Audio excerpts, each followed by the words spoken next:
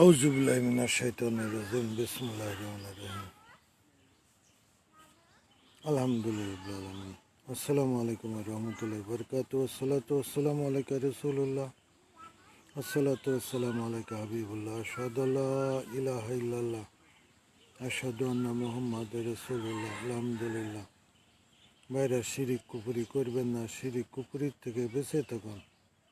আল্লাহ তালা যাকে খুশি তাকে সমস্ত গুনাহ মাফ করবেন, শিরিক গুনাহ আল্লাহ তালা মাফ করবেন না। আলহামদুলিল্লাহ,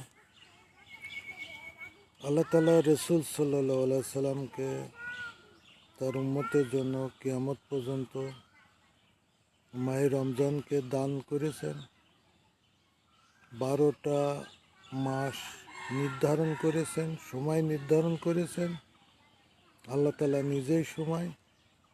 12 মাসের ভিতরে একটা মাস করা হয়েছে রমাদান করিম। রমাদান করিম এতই তাৎপর্যপূর্ণ যে পৃথিবীতে আসমান জমিনে মাহে রমজান মুবারক, মাহে রমাদান করিম, মাহে রমজানকে আপনি মাহে রমাদান করিম বলতে পারেন, মাহে রমাদান রহিম বলতে পারেন, গফফার বলতে পারেন, জব্বার বলতে পারেন। অর্থাৎ মাহে রমাদান করিম হলো আল্লাহ তাআলার পরিচয়ে গুণবাচক নাম দ্বারা মাহে রমজান ব্যক্ত হয়েছে। আল্লাহ তাআলার কোনো বান্দা যারা মুত্তাকিন হতে পারবে তাদের জন্য জান্নাত নির্ধারিত রয়েছে, যারা মুত্তাকিন। আর আল্লাহ তাআলার গুণবাচকের দাসত্ব করা ছাড়া কেহ মুত্তাকিন হতে পারবে না। মুত্তাকিন শুধু নামাজ রোজা পড়লেই হলো না, আল্লাহ তাআলার দাসত্ব। এই মাহে রমাদান করিমে আল্লাহ তাআলা নিজেকে ইলাহা হিসাবে ঘোষণা দিয়েছেন এবং আল্লাহ তাআলার কার্যকারিতা, আল্লাহ তাআলার গুণ ক্ষমতা পাওয়ার দ্বারা, অর্থাৎ আল্লাহ তাআলা শুধু 99 ওনার নামে গুণবাচক নামের একটা গুণবাচক, সেটা হলো উনি কাহার, প্রতিশোধ গ্রহণকারী। আর সকল গুণবাচক নাম দ্বারাই মহিয়ান, গরিয়ান, সততা এবং ন্যায় বিচারককারী থেকে শুরু করে সব কিছু ব্যক্ত হয়েছে। প্রতিপালক হিসাবে সৃষ্টির উপরে প্রভাব বিস্তার করেছেন, সৃষ্টির পরিচালনা, সৃষ্টির অর্থাৎ দেখাশোনা সব কিছু আল্লাহ তাআলা নিজে নিয়ন্ত্রণ করেন, নিজে পরিচালনা করেন।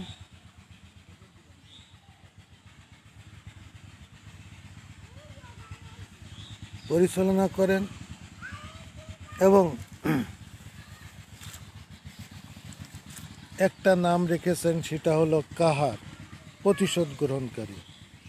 এই কাহার প্রতিশোধ গ্রহণকারী নামটা, অর্থাৎ এই গুণবাচকটা ছাড়া মাহে রমাদান আপনি যদি মুত্তাকিন না হতে পারেন, আমি যদি না পারি, তাহলে ওই একটা কাহার প্রতিশোধ গ্রহণ করবেন। আপনি যদি ঈমান না আনেন, আবার ঈমান আনার পরে ঈমানের বিরোধী যদি কাজ করেন, আবার আমরা যদি অর্থাৎ ঈমান আনার পরে ঈমানকে প্রাধান্য না দিয়ে ঈমানের বিপরীত কুফরিকে প্রাধান্য করে, তখন কিন্তু এটা মারাত্মক প্রতিক্রিয়া সৃষ্টি হয়। মুসলমানরা হলো আল্লাহ তাআলা নৈকট্যপ্রাপ্ত জাতি। মুসলমানরা হলো আল্লাহ তাআলার নৈকট্যপ্রাপ্ত জাতি। এরা যখন মুসলিম, অবশ্যই আল্লাহ রসুলের কর্মকাণ্ড কার্যকারিতাকে মেনে নিবে। তারা কখনো আল্লাহ রসুলের বিরুদ্ধে অবস্থান করবে না। কিন্তু মুসলমান নাম হওয়ার পরেও যদি কেহ আল্লাহ রসুলের বিষয়াদিকে প্রাধান্য না দেয়, না দিয়ে তারা যদি অর্থাৎ শয়তান তাগুত, তারা শয়তানের কার্যকারিতার দিকে যদি ধাবিত হয়, তখন আল্লাহ তাআলা রাগান্বিত ক্ষিপ্ত হওয়ার স্বাভাবিক। আপনি আপনার কর্মচারীকে বললেন যে এই কাজটা করো, সে আপনাকে প্রত্যাখ্যান করলো, তখন আপনার ভিতরে তো রাগ আসা স্বাভাবিক। তাও এরকম আল্লাহ তাআলা যারা মুসলিম তারা যখন আল্লাহ রসুলের রাস্তাকে প্রত্যাখ্যান করে, তখন তার ভিতরে আল্লাহ তাআলা রাগান্বিত হয়ে যায়। সবচেয়ে বেশি রাগান্বিত হয় তাদের প্রতি যারা মুনাফিক, ইসলামকে বাদ দিয়ে ইসলামকে ঢাল হিসাবে ব্যবহার করে, যারা ইসলামের দায়িত্ব পালন করে না, কর্তব্য পালন করে না, কার্যকারিতা বহমান রাখে না, আল্লাহর দিনকে কার্যকারিতা বহমান রাখে না, তখন আল্লাহ তাআলা তাদের প্রতি ক্ষিপ্ত হয়ে যান। আপনি দেখবেন যে আপনার নিকট আত্মীয়রা যখন, ছেলে মেয়ে বউ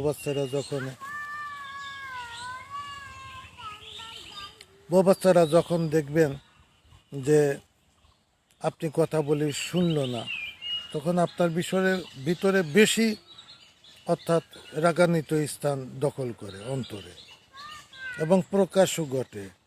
কারণ আপনি দেখবেন যে আমি খরচ করছি এই ইত্যাদি ইত্যাদি, আমার আত্মীয় স্বজন, আমার ছেলে মেয়ে আমার কথা শোনে না, আমি তাদের জন্য এত কিছু করি, তো এটা খারাপ তো লাগবেই।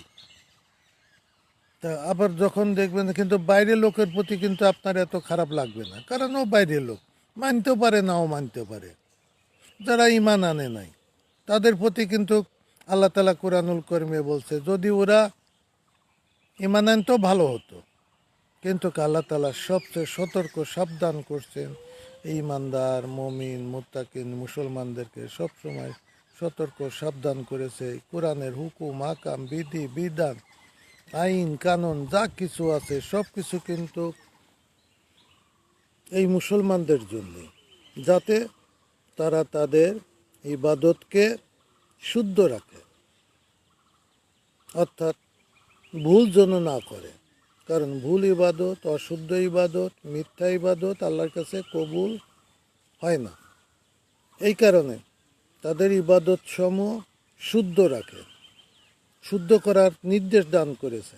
ইসলামের ভিতরে কিয়ামত পর্যন্ত এই যে মসজিদে ওয়াজ নসিহত হয়, বয়ান হয়, কেন এই যে ইসলামেও যে বয়ান বিবৃত হয়, কারণ কি? কারণ হলো যে যাতে আমাদের আমল, আমাদের ঈমান, আমাদের তওবা, ইসলামের বিষয়াদি যাতে ভুল না হয়, যাতে অশুদ্ধ না হয়, যাতে বেঠিক না হয়, যাতে আমরা শুদ্ধ করে আমরা যেন সঠিকভাবে আমরা যেন পূর্ণতা দিতে পারি। ইসলামের মূল বিষয়টা হলো, আপনি ইবাদতের মূল বিষয়টা হলো আপনি যেটা করবেন সেটা পূর্ণতা দিতে হবে। আপনি নামাজ পড়বেন, নামাজে রুকু সেজদা তাকবীর তাহারিম দোয়া দরুদ সালাম কালাম যা কিছু আছে সব কিছু একের পর এক শুদ্ধ করে আপনাকে সেটা ফয়সালা করতে হবে, বাস্তবায়ন করতে হবে, পুণ্যাত্ব দিতে হবে।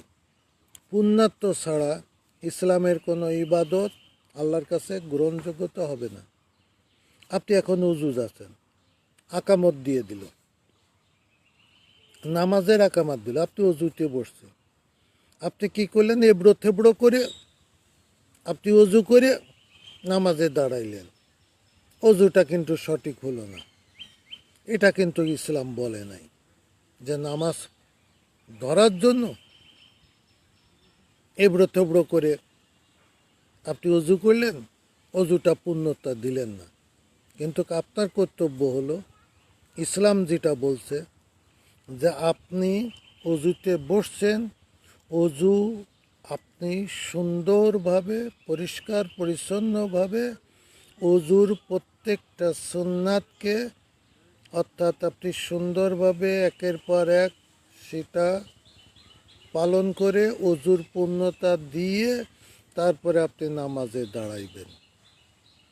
কিন্তু অজুকে অসমাপ্ত করে ভুল অজু করে হবে না। আপনার নামাজ এর আগে নামাজের প্রাণ হলো অজু, অজুর প্রাণ হলো বিসমিল্লাহ। আপনাকে অজু করার আগে বিসমিল্লাহ বলবেন, বিসমিল্লাহ বলে অজু পূর্ণাঙ্গভাবে করবেন। তাতে যদি নামাজে দাঁড়িয়ে যায় যাক, এখন অজুর পরে আপনি যতটুকু নামাজের অংশ পান, জোহরের 4 রিকাত ধরেন, জুম্মার 2 রিকাত ধরেন, আপনি যতটুকু পান, 1 রিকাত পান, 1 রিকাতের যদি রুকু সেজদা পান 1 রিকাত হয়ে গেল, সেটাও আপনি যদি আত্মেহেতুটুকু পান, সেটাও আপনি নামাজের অংশ হিসাবে পেয়ে যাবেন। পুরা নামাজই আপনার হয়ে যাবে, পুরা নামাজই অংশ আপনি পেয়ে যাবেন। তা আপনি যদি মনে করেন যে আপনি নামাজ জামাত ধরার জন্য অজু সঠিক হলো না, আপনি অজু সঠিক না করে আমরা দ্রুততার সাথে নামাজে চলে যাই, তাহলে পরে আপনারও অজুই যদি না হয় তাহলে তো নামাজ হলো না। তো দ্রুততার সাথে যাওয়ার কোনো প্রয়োজন নাই। ইসলাম হলো এটাই গুরুত্ব দিয়েছে, আপনার যেটা স্টেপ বাই স্টেপ যেটা আপনার কাছে ইবাদতের আসবে সেইটি আপনি পূর্ণাঙ্গ দান করুন, পূর্ণাঙ্গ দান করে আবার যেটা আপনার সামনে আসতেছে সেইটা পূর্ণাঙ্গ দান করুন, আবার সেইটা পূর্ণাঙ্গ পরে আপনি যেটা আসতেছে সেইটা পূর্ণাঙ্গ দান করুন। এইভাবে এগিয়ে আসতে হবে। যেরকম দেখবেন আমাদের ম্যাক্সিমাম মসজিদে যখন আকামত হয়ে যায় এবং নামাজে দাঁড়িয়ে যায়, তখন অনেক মুসল্লি ভাইরা তারা এবড়ো থেবড়ো উজু করে এবং নামাজে ধরার জন্য দৌড়ানো শুরু করে। তারা কিন্তু পরোয়াও করে না, কিছু মানে না, দৌড়াচ্ছে। এখন দৌড়ানো কিন্তু সম্পূর্ণ নিষিদ্ধ, দৌড়ানো সম্পূর্ণ নিষিদ্ধ। আপনি ধীর সুস্থভাবে মসজিদের দিকে যাবেন, ধীর সুস্থভাবে যাবেন, আপনি দৌড়াবেন না, এটা নিষিদ্ধ, হারাম করা হয়েছে। কিন্তু অনেক মুসল্লিরা মানে না, মনে করছে জামাত ধরার জন্য আমার দৌড়ে যেতে হবে। আপনি ধীর সুস্থিভাবে সুন্নাতকে মেনে নেন, ধীর সুস্থিভাবে সুন্নাতকে মেনে আপনি সুন্দরভাবে মসজিদে যান, আদবের সাথে যান, সৌন্দর্যের সাথে যান। মসজিদ তো আল্লাহ তাআলার ঘর। তো এখনই আপনি দৌড়োদৌড়ি করলেন, এটা কি আল্লাহর ঘরের শোভনীয়? শোভনীয় না। আদবের সাথে, সৌন্দর্যের সাথে আপনাকে মসজিদের আদব রক্ষা করতে হবে। আপনি দেখবেন, আপনি যদি বাংলাদেশের প্রেসিডেন্ট ওনার কাছে যদি আপনি দেখা করতে যান, আপনি কি দৌড়াদৌড়ি করবেন? করবেন না। আপনি ওনার সাথে কি আদব দেখাবেন না? এলাকায় কি আদব দেখাবেন না? দেখাবেন। তো এরকম আমরা মসজিদে যাচ্ছি, মসজিদের আদব দিবেন। আর মসজিদের আদব হলো মসজিদের পবিত্রতা রক্ষা করা। মসজিদের আদব হলো পবিত্রতা রক্ষা করা। পবিত্রতা রক্ষা মানে এই নয় ঝাড়ু দিয়ে পরিষ্কার করা।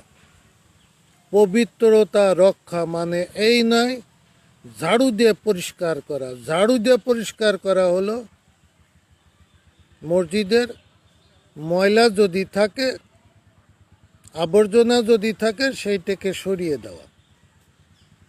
কিন্তু মসজিদের পবিত্রতা হলো জুলুম নিষিদ্ধ করা। মসজিদের পবিত্রতা হলো জুলুম থেকে মুক্ত হওয়া। আল্লাহ তাআলা জুলুম পছন্দ করেন না, তার উপরে জুলুম হারাম করেছেন, তার বান্দাদের উপরে জুলুম হারাম করেছেন। মসজিদুল হারাম, খানায় কাবা ঘর, মদিনা মুনাওয়ারা, মসজিদুল হারাম বলে ঘোষণা দেওয়া হয়েছে। অর্থাৎ মসজিদের হারাম হলো পবিত্রতা, অর্থাৎ জুলুম মুক্ত। হারাম মানে কি? জুলুমকে হারাম করা হয়েছে, কুফুরিকে হারাম করা হয়েছে, নাজায়েজকে হারাম করা হয়েছে। এই জন্য মসজিদ হলো পবিত্রতা। আল্লাহ তাআলা পবিত্র। আল্লাহ তাআলা পবিত্র। কিসের থেকে পবিত্র? সকল ইলাহাত থেকে পবিত্র। কেউ ইলাহা না, আল্লাহ একক ইলাহাত। কলেমা তয়্যেবা। তয়্যেবা মানে কি? পবিত্রতা। কলেমা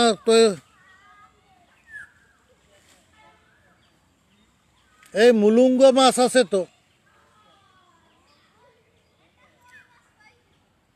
তয়্যেবা মানে কি? তয়্যেবা হলো পবিত্রতা। আল্লাহ পবিত্র। আর কেউ কিন্তু পবিত্র না। আর কেউ কিন্তু পবিত্র না। আল্লাহ তাআলাই পবিত্র। আর কেউ পবিত্র ঘোষণা দিতে পারে না, অর্থাৎ ইলাহা ঘোষণা দিতে পারে না। কলেমা তয়্যেবা হলো আল্লাহ তাআলা পবিত্র। সকল সৃষ্টি আল্লাহর পবিত্রতা ঘোষণা করে। সকল সৃষ্টি আল্লাহর পবিত্রতা ঘোষণা করে। সকল সৃষ্টি আল্লাহ তাআলার সিজদা করে। সকল সৃষ্টি আল্লাহ তাআলার প্রশংসা করে। এই রকম বিভিন্নভাবে আল্লাহ তাআলার দাসত্ব করে সকল সৃষ্টি। আর মানব জাতি দাসত্ব করবে, জিন জাতি দাসত্ব করবে আল্লাহ তাআলা কোরআন প্রদত্ত বিধান দ্বারা, আল্লাহ দিন দ্বারা আল্লাহ দাসত্ব করবে। অর্থাৎ মসজিদের পবিত্রতা হলো জুলুম মুক্ত। মসজিদে কোনো প্রকার শিরিকি, বেদাতি, কুপুরি, মুনাফিকি, ফাসেকি, জাহিলাতি, কাফেরি, কাজ্জাব এর মতন কোনো কর্মকাণ্ড মসজিদে থাকবে না। এবং যারা মুসলিম, যারা জুলুম মুক্ত, জুলুম দুই প্রকার। প্রথম জুলুম হলো আল্লাহর সাথে শরিক করা, দ্বিতীয় জুলুম হলো আল্লাহ সৃষ্টির সাথে জুলুম করা। তা জুলুমকারীরা কখনো মসজিদের ধারে কাছে আসতে পারবে না। জুলুমকারীরা হলো মুশরিক, শরিককারী, পূজাকারী। কেউ টাকার পূজা করছে, কেউ মূর্তির পূজা করছে, কেউ দ্বন্দ্বলতের পূজা করছে, কেউ ক্ষমতার পূজা করছে, এগুলা পূজাকারী।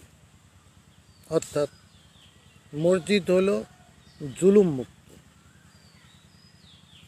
মসজিদ হলো জুলুম মুক্ত। এটা হলো মসজিদের পবিত্রতা।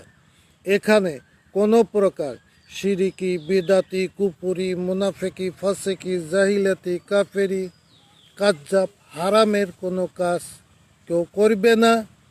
আল্লাহ রসুলের নিষিদ্ধ কোনো কর্মকাণ্ড, হারাম কোনো কর্মকাণ্ড, নাজায়েজ কোনো কর্মকাণ্ড, মানুষের তৈরি কোনো কর্মকাণ্ড ইলাহা বানিয়ে এখানে মসজিদের উপরে প্রাধান্য বিস্তার করবে না।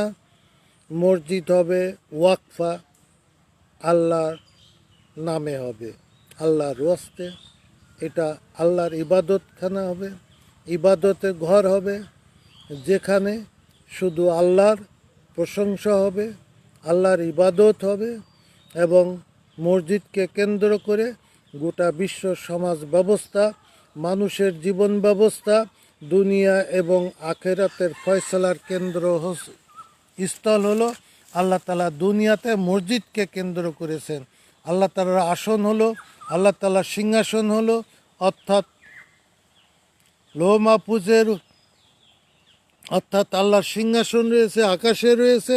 আর দুনিয়াতে আল্লাহ তাআলা রাজত্ব করছেন মসজিদ দ্বারা, অর্থাৎ আল্লাহ তাআলার ঘর থেকে দুনিয়ার মানব জাতিকে পরিচালিত করেন আল্লাহ তাআলা।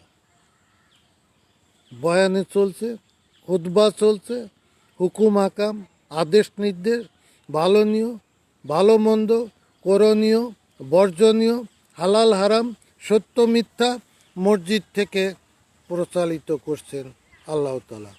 মসজিদ হলো আল্লাহ তাআলার ঘর, সেখান থেকেই দুনিয়া পরিচালিত হবে। এইটাই সেই মেম্বারের হক হলো রসুল সাল্লাল্লাহু আলাইহি সাল্লাম, আর কেউই না। যারা আল্লাহ রসুলের সাদৃশ্য, কোরআনের বিধান, দিনকে প্রতিষ্ঠিত করার জন্য যারা কার্যকর পদক্ষেপ নেওয়ার মতন যোগ্যতা আছে, তারাই মসজিদের ইমাম হবেন। যারা আল্লাহ দিনকে বাস্তবায়ন করার মতন কোনো যোগ্যতা রাখে না, তারা মসজিদের ইমামতি করার কোনো দায়িত্ব তারা পাবে না, তারা হকদার না, তারাদের কোনো অধিকার নাই। মসজিদে শুধু মসজিদকে দেওয়া হয়েছে, এটা আল্লাহ তাআলার ঘর।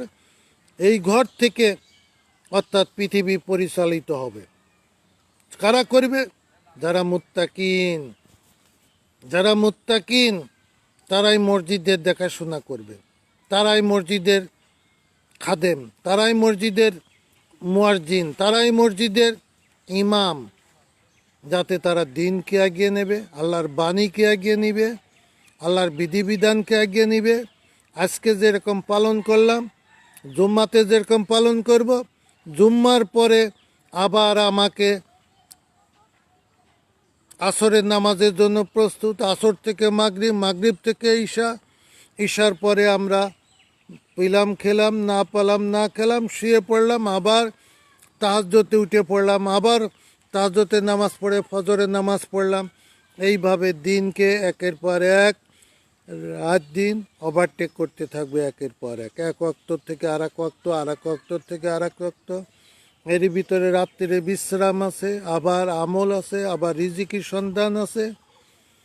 এইভাবে একের পর এক আল্লাহ তাআলা এগিয়ে নিচ্ছেন দিনকে, কিয়ামতের তারিখ পর্যন্ত এগিয়ে নিচ্ছেন দুনিয়াকে কৌশলের মাধ্যমে।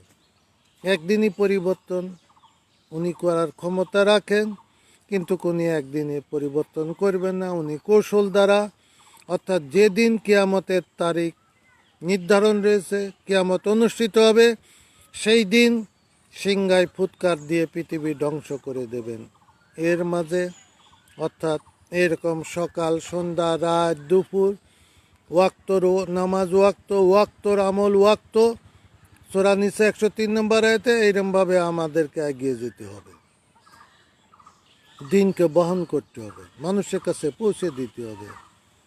আল্লাহ তাআলা কখনো আল্লাহর বাণীকে দুনিয়া এবং আখিরাতের যাবতীয় ফয়সালার খবর না পৌঁছা পর্যন্ত আল্লাহ তাআলা কোনো জাতিকে ধ্বংস করবেন না, কোনো ব্যক্তিকে ধ্বংস করবে না। যখন খবর পৌঁছে যাবে, তারা যখন বিরোধিতা করবে, তখনই তাদের ধ্বংস অনিবার্য হয়ে যায়, তখনই তাদের ধ্বংস অনিবার্য হয়ে যায়। এইভাবে মসজিদকে করা হয়েছে পবিত্রতা। মসজিদের পবিত্রতা হলো সকল জুলুম থেকে মসজিদকে মুক্ত করা হয়েছে।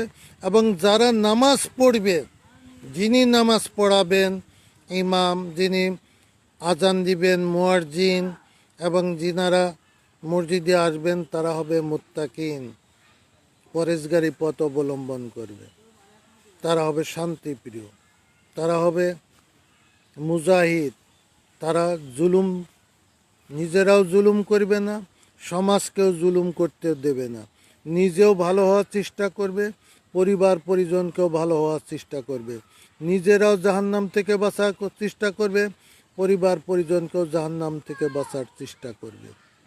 এবং মসজিদ হবে জুলুম মুক্ত, এবং যারা নামাজ পড়বে তারাও হবে জুলুম মুক্ত। কোনো জুলুমকারী মসজিদে আসতে পারবে না, তাদের জন্য মসজিদ নিষিদ্ধ করা হয়েছে। যারা জুলুমকারী, তারা মুশরিক, তাদের জন্য মসজিদ নিষিদ্ধ করা হয়েছে। কিন্তু একজন কাফেরও যদি বিপদে পড়ে, তাকে মসজিদে আশ্রয় দাও, তাকে জীবন পণ্য দিয়ে, তার খরচপাতি দিয়ে তাকে গন্তব্যস্থলে পৌঁছে দাও এবং আল্লাহর কথা শুনিয়ে দাও। তাকে মসজিদে পর্যন্ত আশ্রয় দেওয়া হয়েছে, কিন্তু মুশরিককে দেওয়া হয়নি। যারা আল্লাহর সাথে শরিক করে, যারা আল্লাহর সমকক্ষ দাঁড় করায়, আল্লাহর সমকক্ষ হয়, তাদেরকে আল্লাহর, অর্থাৎ আল্লাহ সকল ইবাদত থেকে তাদেরকে নিষিদ্ধ করা হয়েছে, হারাম করা হয়েছে যারা মোর্শেক। এই যে মানব রচিত মতবাদ, এটা কি মোর্শেক না? এটা কি অনুমোদন আছে? রাসূল সাল্লাল্লাহু আলাইহি সাল্লাম কি বলেছেন, আমি নবী, তোমরা ভোট দিয়ে আমারে নবী বানাও? হ্যাঁ, এইগুলা হয়েছে নাকি? বেকুবির মতন সব কর্মকাণ্ড, ক্ষমতা যে আমরা ইসলাম আনব, বন্ডামির দল সব। ক্ষমতায় তোমরা ছিলে না, ক্ষমতাধারীদেরকে সমর্থন দাও নাই, তোমরা দিচ্ছ না। কই ইসলাম আসছে? যত ভণ্ডামি, মিথ্যা কথা, মুসলিম উম্মার সাথে মিথ্যা কথা বলা হয়, এগুলা করো না। অর্থাৎ মসজিদ হলো জুলুম মুক্ত। মসজিদের ভিতরে এই আজকে শুক্রবারে দেখবেন কি করে, এই একটা ডিব্বা আছে, ডিব্বার ভিতরে একটা ছিদ্র আছে, খুতবা আছে, খুতবার ভিতরে সুন্দর করে অর্থাৎ ডিব্বাটা চালিয়ে দেয়। ওই পকেটে খুঁজে কেউ 1 টাকা, কেউ 2 টাকা, এগুলা দেয়। আরে 1 টাকা 2 টাকা কি আল্লাহ ভুকা নাকি? এটা আল্লাহর মসজিদে 1 টাকা 2 টাকা দিয়ে কি কিনা যায়? কিনা যায় না। আপনার বাড়ি, আমার বাড়ি, কত টাকা পয়সা, ধন দৌলত, আরামায়েশ করে বাড়ি গাড়ি করছি, সেদিকে খেয়াল নাই। আর মসজিদে এসে 2, 4, 5 টাকা দিয়ে মসজিদ কিনে নিলাম, দখল করে নিলাম। কত বড় লজ্জাজনক কর্মকাণ্ড। মসজিদে আপনি যদি একটা বাড়ি করতে পারেন, তা মসজিদের জন্য আপনি 10,000 20,000 টাকা কেন একটা মসজিদ বানিয়ে কেন দিতে পারেন না? আপনার বাড়ি কি কোনো উপকারে আসবে? ওই বাড়িটা যদি অর্থাৎ ইসলামের উপরে প্রতিষ্ঠিত শরিয়া সম্মত যদি না হয়, সূরা তওবার ভিতরে 109 নম্বর আয়াতে আছে, ওই বাড়িটা হলো জাহান্নামের বাড়ি। কিন্তু আপনি যদি যদি বাড়িটাও বানাইতে পারেন, বাড়ি করার অধিকার দিয়েছেন, আল্লাহ তাআলা দিয়েছেন, যে বাড়ি করা যাবে না, করেন, সেটা কোরআন সুন্নাহ সম্মত করে, সেটা হালাল পয়সা দিয়ে করেন। কিন্তু হারাম পয়সা দিয়ে যদি আপনি বাড়ি করেন, গাড়ি করেন, ধন দৌলত করেন, তো সেগুলা কি লজ্জাজনক না? পরের জিনিস নিয়ে মাতবরি। ও যে আমাদের মাগুরা ভাষায় বলে, পরের তাদের পদ্মারি আর গৃহস্থালি করে সর্দারি। পরের তা দিয়ে পদ্মারি করছে, আর গৃহস্থ সে সর্দারি করে যাচ্ছে। পরের তা দিয়ে সর্দারি করা, পরের পয়সা দিয়ে বাড়ি গাড়ি করে, ধন দৌলত কামাই করে নিজের একেবারে বড় লোকগিরি আমরা চালিয়ে দিচ্ছি। নিজেদেরকে বড় লোকগিরি চালিয়ে দিচ্ছি। এটা কি জায়েজ? এটা কি শোভনীয়? শোভনীয় না। অর্থাৎ এটা ঘৃণিত কাজ, এটা লজ্জিত কাজ, এটা বিকৃতি মানসিকতার কাজ। এই কাজ থেকে ফিরে আসুন, এই কাজ থেকে ফিরে আসুন। নিজে হালাল সম্পদ কামাই করুন, হালাল আয় কামাই করুন। হাদিসে রাসূলে আছে, কোন মুসলিম সম্পদের পিছে দৌড়াবে না।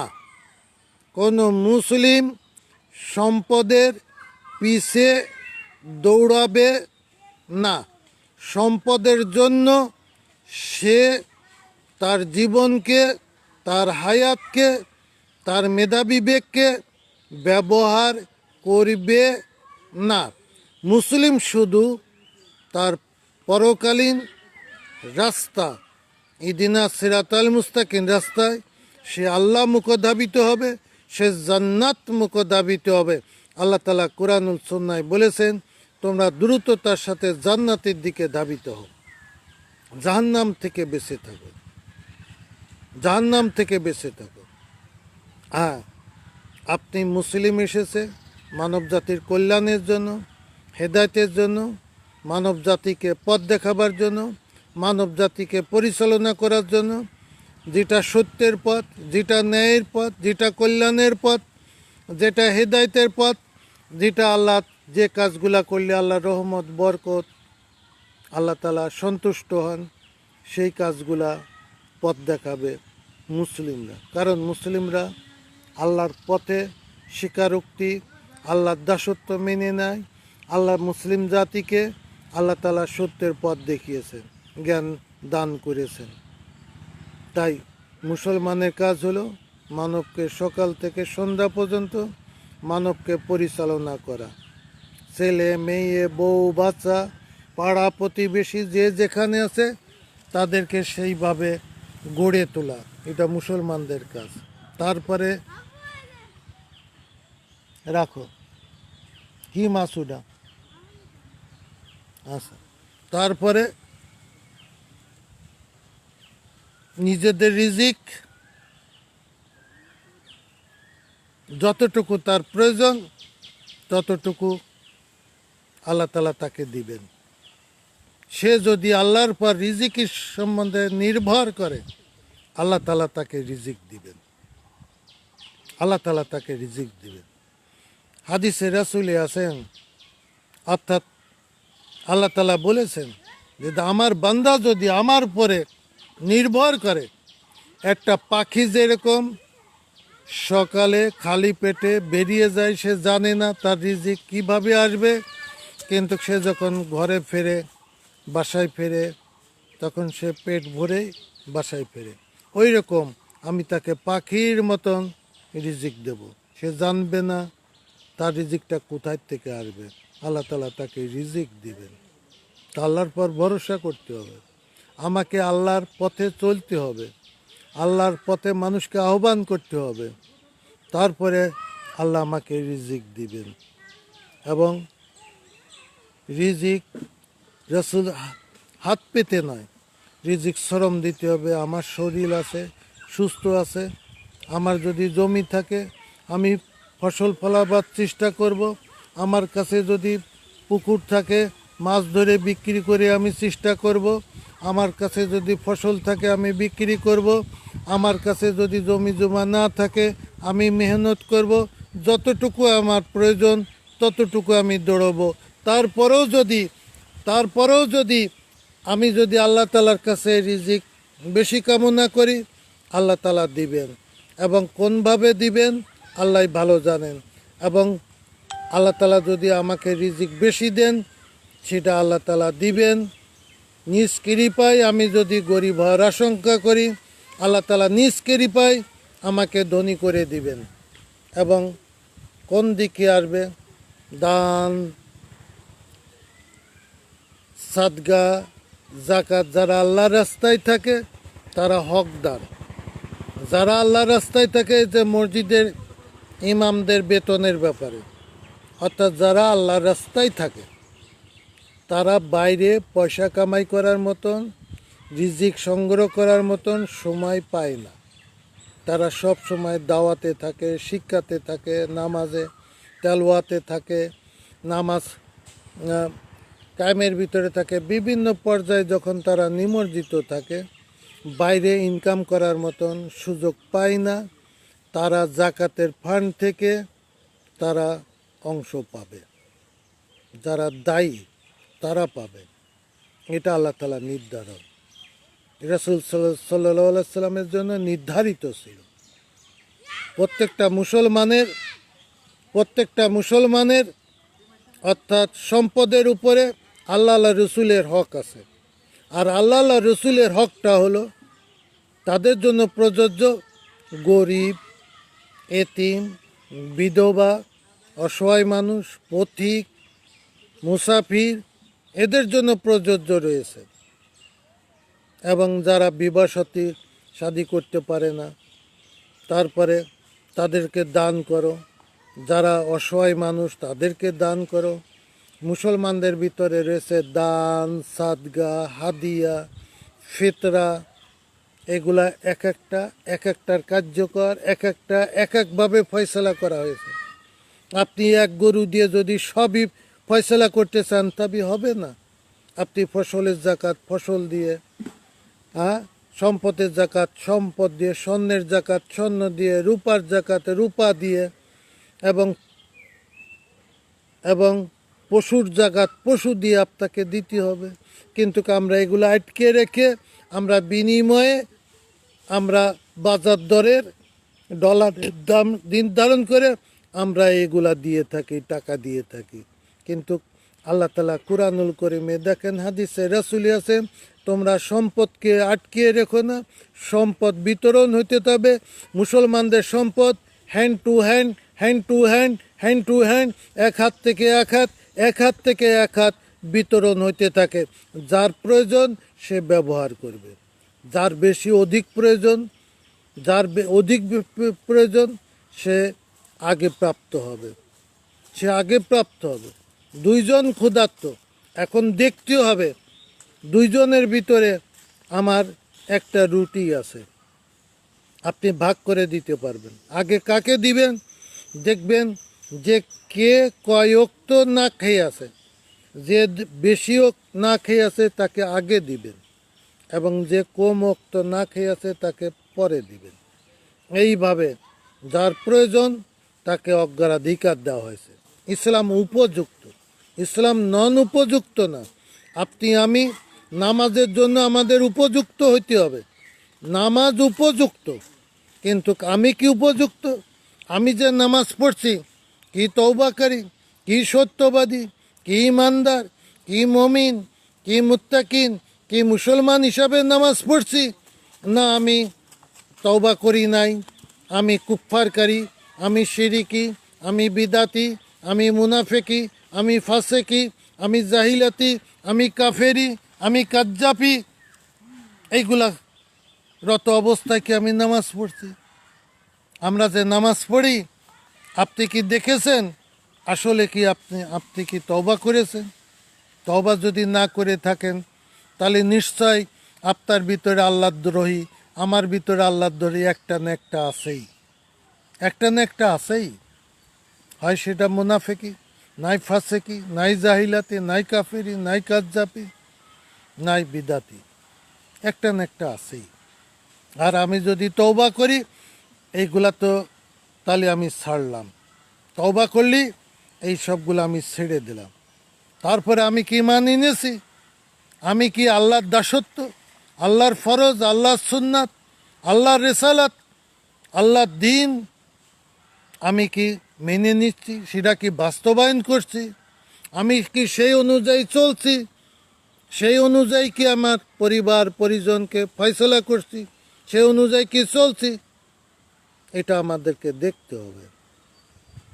আমি ইমান দেখলাম না, নিজের কোনো আদর্শ কোরআন শোনার ভিতরে আমি আছি কিনা, আমার জীবন মরণ ধন দৌলত ইমান আমল কোরআন শোনার সাথে সম্পর্ক আছে কিনা, না শুধু আমি নামেই মুসলিম আর কার্যকারিতায় কোনো মুসলিম না, কোরআনের আইন মানি না, হুকুম মানি না, বিধান মানি না, কিচ্ছুই মানি না। নামাজ পড়লাম, আমিন আমিন করলাম, সবে বরাতে আমিন, একেবারে আলেমরা লম্বা চড়া আমিন বলে একেবারে জান্নাতুল ফেরদৌসি ঢুকিয়ে দিল।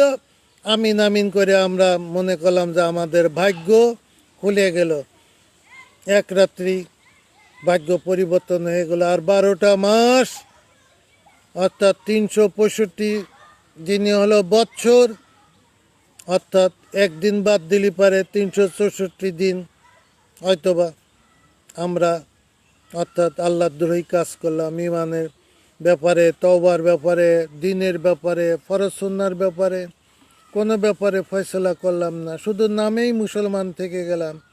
আমি হাবিব, বাপের নাম আব্দুল কাদের, এই থেকে গেলাম।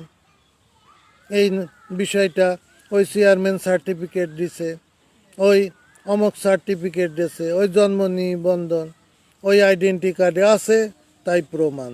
কিন্তু আমার চরিত্র, আখলাক, স্বভাব, আমার জীবনযাপন, পারিবারিক পরিবেশ পরিস্থিতির উপরে অর্থাৎ ইমান আমল কোরআন শোনার কোনো নিয়ম নিদর্শন আমাদের মাঝে নাই। আমরা নাম সর্বোচ্চ, শুধু ইসলামের কিছু আনুষ্ঠানিকতা ফ্যাশন হিসাবে আমরা গ্রহণ করে যাচ্ছি।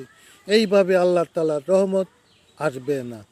এইসব কর্মকাণ্ড থেকে দূরে থেকে, কর্মকাণ্ড থেকে দূরে থেকে আসুন আমরা সকলে আন্তরিকতা হই, দিন সম্বন্ধে আন্তরিকতা হই, এবং দিনের পূর্ণতা, তারপরে ইসলামের পূর্ণতা, দিনের বাস্তবতা, দিনের বাস্তবায়ন, আল্লাহর সার্বভৌমত্বকে প্রতিষ্ঠিত করা, আল্লাহ রসুলের সার্বভৌমত্বকে প্রতিষ্ঠিত করা, এগুলা প্রত্যেকটা মুসলমানের দায়িত্ব, কর্তব্য, করণীয়।